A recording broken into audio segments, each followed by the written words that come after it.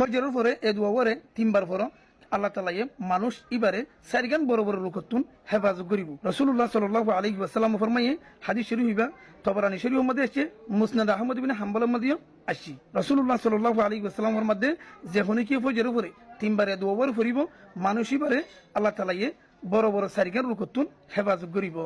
এক নম্বর বীরিন নষ্ট নইব, মানুষ বা ফল নইব, এবার মেধা শক্তি আল্লাহ তাআলা বাড়া দিব।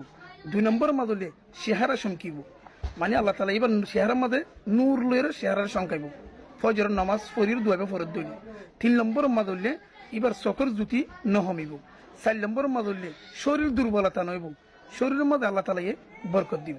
দোয়া বললে বিসমিল্লাহিল আযীম ওয়া বিহামদিহি লা হাওলা ওয়ালা কুওয়াতা ইল্লা বিল্লাহ। আবার শুনো, বিসমিল্লাহিল আযীম ওয়া বিহামদিহি লা হাওলা ওয়ালা কুওয়াতা ইল্লা বিল্লাহ। ভিডিও বেশ বেশি শেয়ার করে দিও, প্রত্যেক ভাই আমলিয়ান করতে পারবেন।